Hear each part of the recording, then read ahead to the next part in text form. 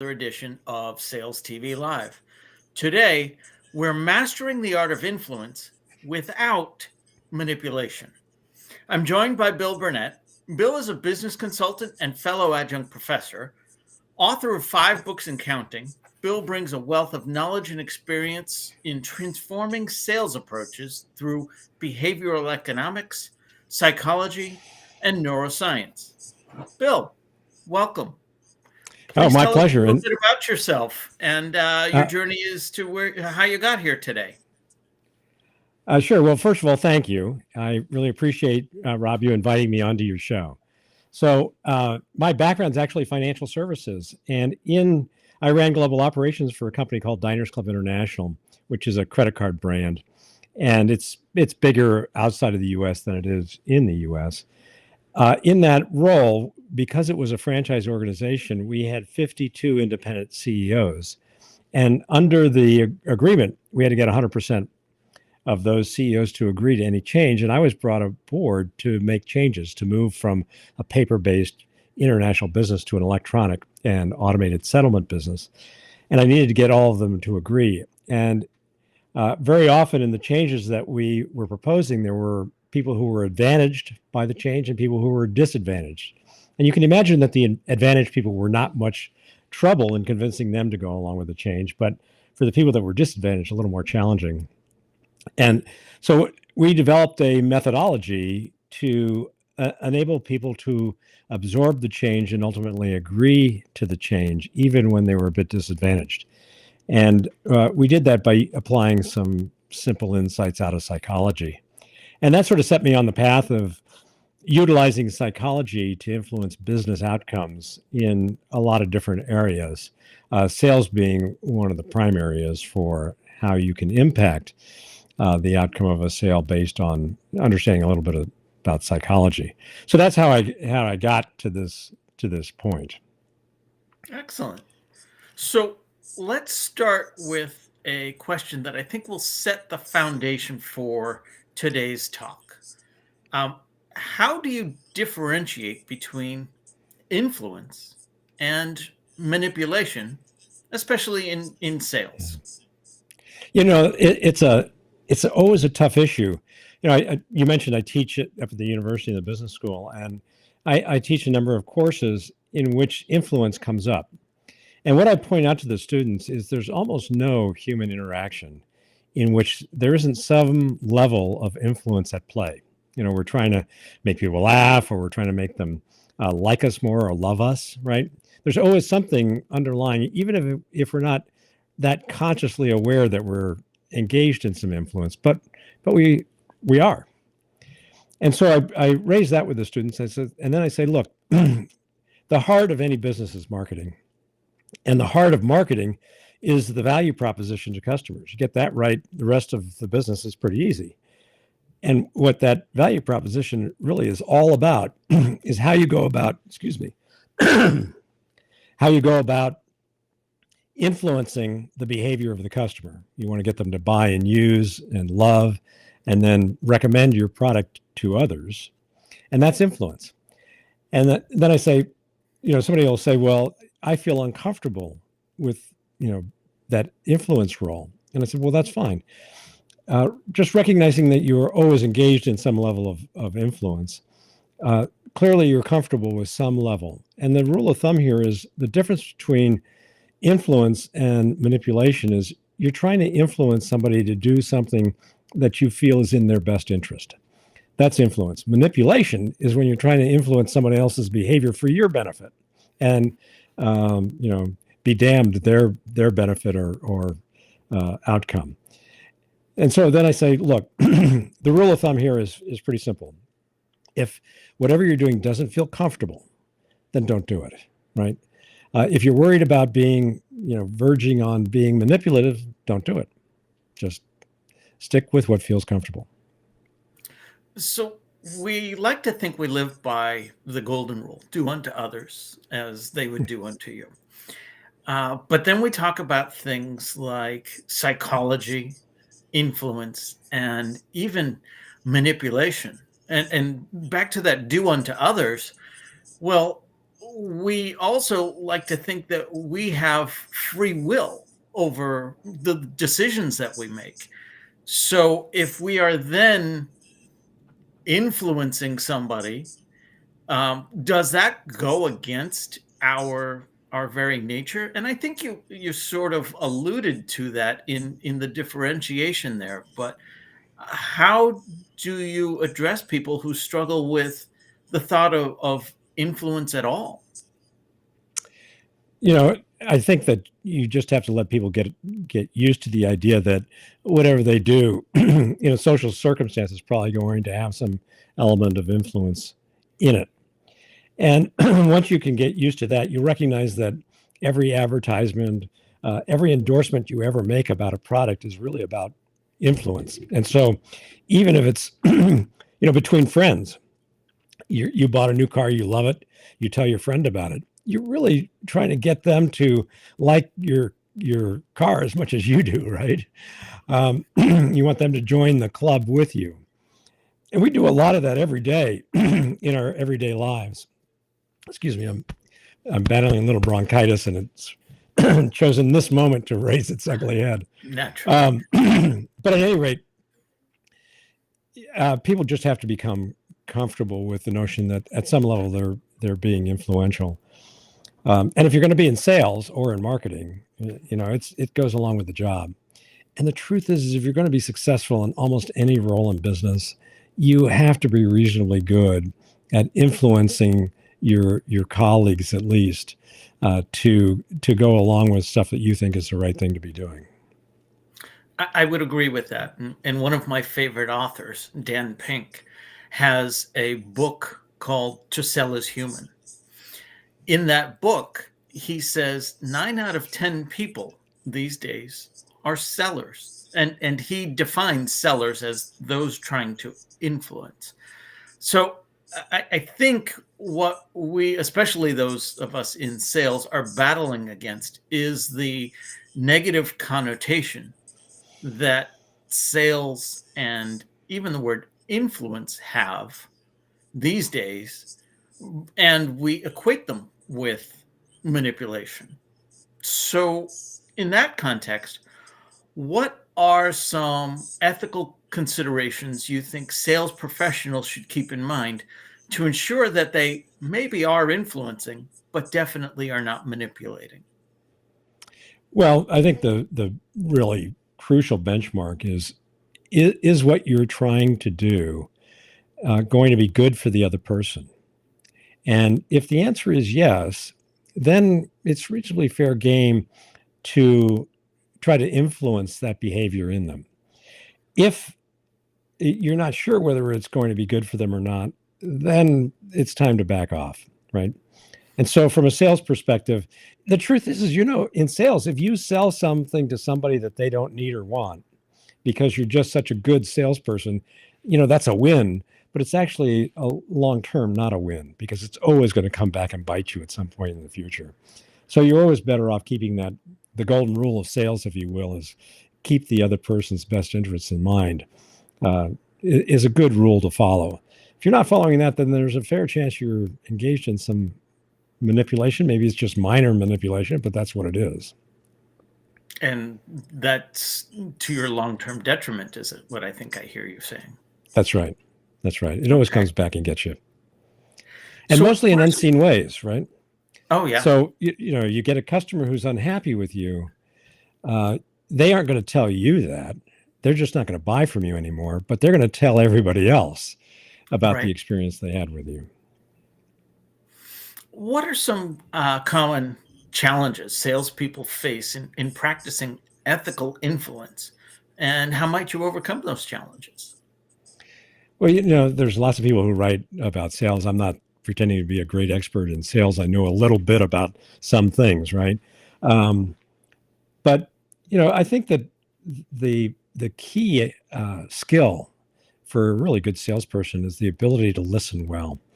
And listening well means that you hear what the other person is saying, you absorb it, and then you can utilize what they say to continue the conversation in a direction that's ultimately going to get them to buy the thing that you really think they should be buying. This just popped into my head. What might another word for influence be that doesn't carry that baggage with it? And I don't know that you have an answer to it. That's more of a question that I'm sitting on now that we talk about the negative connotation that manipulation most definitely has, and for some, sales has.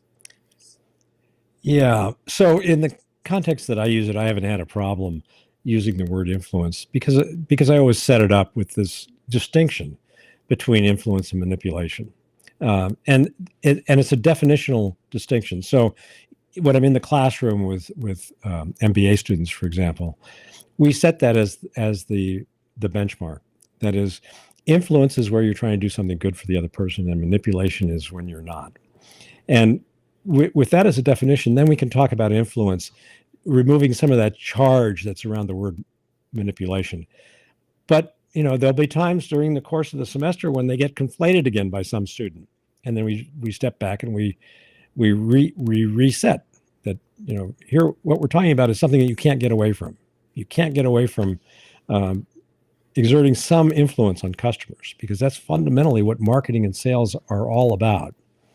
And in some respects, everybody in the company plays a role in the value proposition one way or another. It might be the shipping clerk who's talking to the customer on the other end who's receiving the shipment, right? That's a customer interaction that has influence in it. The shipping clerk is trying to calm down the other party, or just inform them of what the situation is and when their goods will arrive, or if they've got to return, how to do it, right? So this is a customer interaction that has elements of influence in it that can't be avoided. What I think I'm hearing you say is, whether you intend to influence or not, you have that influence just merely by interacting. But Yeah. Being aware of that is something completely different. And you can control that for your benefit or their benefit or the mutual benefit. Right. Okay. Let's talk a little bit about leadership now. How can leaders support salespeople in terms of influence, but not manipulation? Well, I think that having a company that's got ethical standards, and ethical standards aren't defined by some statement of values. They're really defined by behavior. We've had lots of studies that show that companies that put out these beautiful value propositions, internally the behavior doesn't match the value statements. We also know that people are greatly influenced in their behavior by their social surroundings. And a great example is that I used to give a talk on job interviewing, and I would say that in the course of it, I says, everybody cheats. And I'd always get somebody who would say, wait a second, I don't cheat, right? And I said, okay, great. Well, how did you get here this morning? And they said, well, I drove. And I said, so you drove at or below the speed limit the entire time here? Well, of course, in the United States, nobody drives at or below the speed limit, right? We all speed. Well, that's a form of cheating. It doesn't feel like cheating. And the reason that it doesn't feel like cheating is because everybody else is doing it.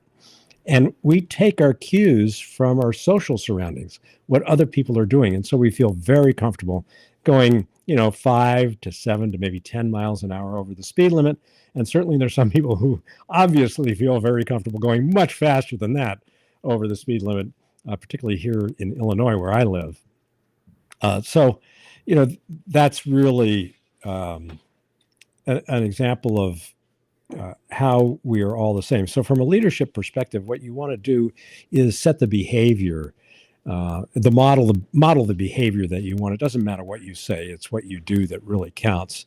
When it comes to how you interact with people, I would coach that what you should focus on in your people is to develop within them a deep sense of ownership in the work that they do, the outcomes they create, the company that they work for. And we know from psychology that there's tools that we can utilize to help people develop that deep sense of ownership. Now, I apply that to customers as well. So when we get deeper into value propositions, I think I mentioned to you that I've got this workshop that helps companies really take a deep dive into their value propositions to get at those emotional triggers that we know are what really drive a decision. A lot of the stuff we do in marketing and sales is all information. We're dumping information on the customer, but that's not what drives the result. So with trying to develop that deep sense of ownership in your people, you want to enable them to get the identity that they want, that is to be seen by other people in the way they want to be seen by other people, which sometimes you have to discover what that is, because different people can do the same job and want to derive a different identity from that. Somebody wants to be a great problem solver. Somebody wants to be a great helper of other people. Those kinds of different identities. The second one is meaning. How can the work be meaningful to me personally? And so companies always will publish their mission, right? This is why we do what we do. But this fellow in Brazil, Ricardo Semler, who's been a very successful businessman, said, companies should have mission statements. That's all fine and good. But what really matters is, what is the personal mission of the person in your company? And are you enabling them to pursue that mission? So you've got to find a mission that lines up with the work they do, and that becomes meaningful to the person. And so you have identity, then you have meaning. And the last piece of developing a deep sense of ownership is to have kinship. That is, we're social animals. We invest ourselves a lot in our social activities, even people who claim, not to be, but they're spending half their day online, or they're gaming with other people. They're actually having all these social interactions. And those matter a lot to us. So at work, if you can have good kinship, good feelings with the people that you work with, that you're friends with. When I was coming up, I think it was much easier than it is today, because today we have a lot of stuff that is in those days was politically correct, but isn't anymore. And so we would go out together, we'd go dancing, we'd go drinking, we'd socialize together. We'd go on weekend trips together. We did whitewater rafting and all that sort of stuff, which I think is much harder to do now. Although I'm encouraged to see some of that post-COVID emerging. My son is visiting. He works in Seattle, and he now goes climbing with his colleagues at work a couple, 3 times a week. And he's really got into this. It's in a gym where you do all this climbing, but he's getting pretty good at it. He's very enthusiastic, and it's a social activity for him. And I'm very happy to see that kind of thing is going on, because it certainly was easier when I was coming up than I think it is today. Anyway, so you want to create this deep sense of ownership in your people, including your salespeople. You want them to own the outcomes that their customers enjoy as a result of using your products and services. Did I hear you say something along the lines of values are more than just things that you post on the wall? Yeah. So what are they? So in some respects, they're what we agree on is the proper behavior for us as human beings. And obviously there's different cultures with different kinds of nuanced behavior, but there's some things that are fairly general. You mentioned the golden rule. I mean, that's a pretty common sort of a foundational element to a civilization, to a social group. So what are those values? Well, surprisingly, they're pretty fluid. I mean, we know, for example, there was a study done on people who do the automobile inspections, right? Now, in Illinois, it's done by the government. So there's state-owned facilities that you go to, and they inspect your car, and all it is, it's a pure inspection. They don't offer to fix it or anything else. But in other states, there are licensed inspectors. These are garages or gas stations or mechanic shops that have a license to do the vehicle emissions inspection. And their motivations aren't quite as simple, right? Because they make their money not just on the inspections, but on fixing a car to get it through the inspection. And so there's an opportunity for cheating. And if there's an opportunity for cheating, you can bet somebody's going to cheat. And it turns out in those states, the license is held by the individual. So as they change jobs into different facilities, they take that license number with them. And there's just millions of inspections that are done every year. And so they can categorize these things by make, model, year, and so on to see what percentage pass. And then they compare that to different companies that are doing the inspections, and they can see different behaviors. So they can see companies that clearly are cheating on the inspection. They're passing cars they shouldn't be passing, or they're failing cars that they shouldn't be failing. And there's motivations for either one. You fail a car, you could fix it. Hey, listen, I'm sorry your car didn't pass, but I can do a little tweak. It'll only cost you $20. That'll get you through the inspection, right? Something like that. Or, your car actually didn't really qualify, but I fixed the numbers so you passed. You're good for this year. What does that guarantee? Well, guess where you're going next year to get your inspection, right? So there's a lot of motivations for cheating. And it turns out that these inspectors, when they changed jobs, it took only a matter of 3 or 4 days before their behavior adjusted to the standard of behavior in that new company. So if they left a company that never cheated and joined a company that did cheat, guess what? They join in. And vice versa. You were in a company that cheated a lot. This new company doesn't cheat. Guess what? You don't cheat either. So it's a remarkably impactful study because it says a lot about human behavior.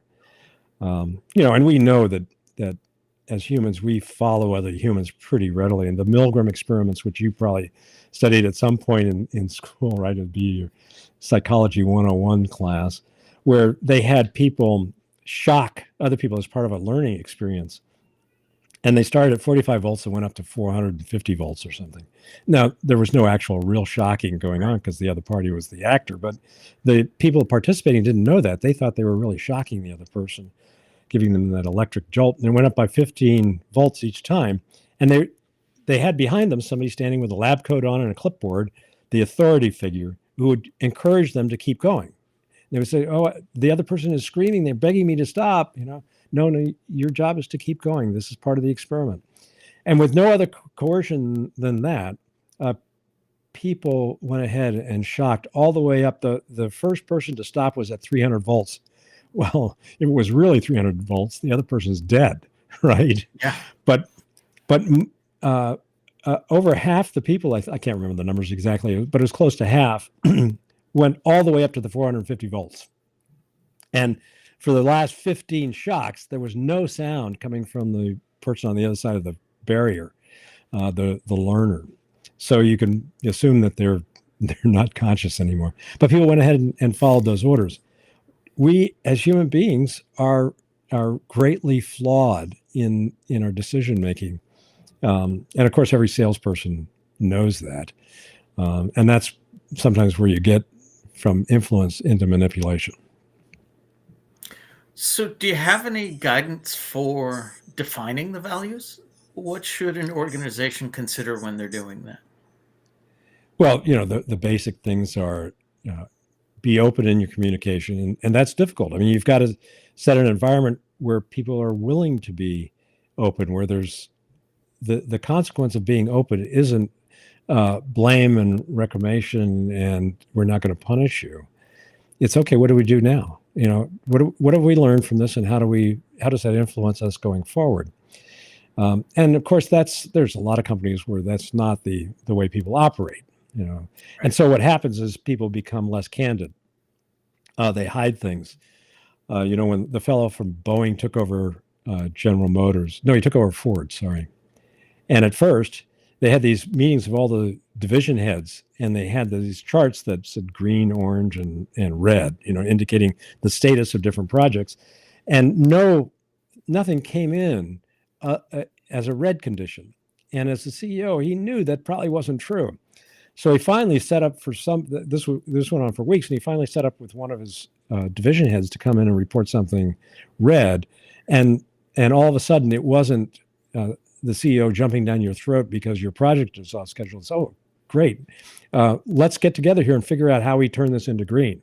And so it was always, let's go forward. which then the next week there were a lot of reds reported from different divisions because now it was safe to do so. Right. So the leader really sets sort of the agenda of how people respond to things. And either you set the agenda that you think about the behavior you want your employees to exhibit with your customers and with each other. Well, they're going to mirror whatever it is that you're doing. And so, be very thoughtful about that. And for leaders, I would coach them, try to make as few statements as possible. Turn every statement you can into an open-ended question, and try and make that question start with the word how, or second choice is what. Don't ask why questions because they tend to be accusatory. So if a great leader will ask a lot of how questions, okay, how do we fix that? Right.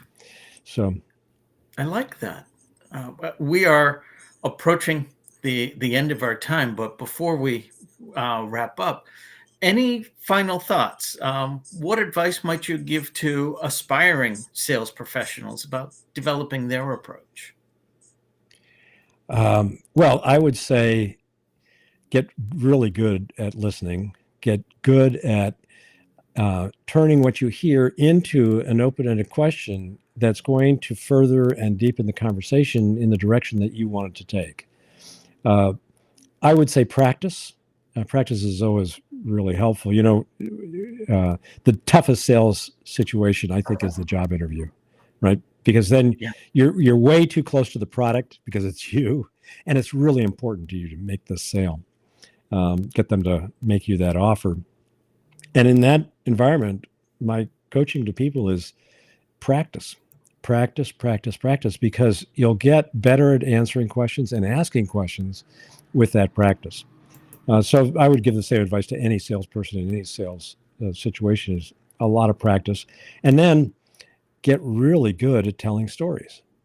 So, and there's different models for setting up stories. I teach in this value proposition workshop, I teach two methods. One is the Chip and Dan Heath success model. They wrote a book called Made to Stick, which if you're in sales or marketing, you definitely should read that book. And then the other is the Pixar story beats methodology, which is actually available to anybody on Khan Academy. They did a partnership with Pixar and put this training up there. And it really shows you how to set up a story. And the heart of any story is creating anticipation in the listener. They want to anticipate what the outcome's going to be. It's that unexpectedness, if you can build it in, but just plain simple anticipation works really well. And it's why we like jokes. It's why we like magic tricks. It's why we like mysteries. It's because we know something surprising is coming at the end. And that's how, if you're a really good salesperson, you set up your stories with that anticipation at the beginning. And people who do that get people to repeat their stories, which as a salesperson is always great. Absolutely. Well, Bill, this has been fantastic. Thank you very much. How can people learn more about what you're doing? How can they get in touch with you? So I'm a pretty open connector on LinkedIn. So I would encourage anybody to connect with me on LinkedIn. I have some books that I've written. And if you look at my LinkedIn page, you can see the books that I've written. And they're reasonably informative. And then this workshop that I put together on value propositions is a really great way for a CEO to, one, get a much deeper value proposition and if you get that right, everything else in your business is much easier. But it's also an opportunity to build much stronger relationships with the people that work for you. It's just the way the program is designed. It causes that kind of interaction between the CEO and the individuals in the company. And so it's a win-win for not just the CEO, but for the company and for everybody else who participates in it. And it's open to everybody in the company. But, that would be a great way to interact with me. Excellent. Well, to our audience, thank you very much for your active participation. Bill, thank you so much for being with us today. This has been another episode of Sales TV Live. Until next time,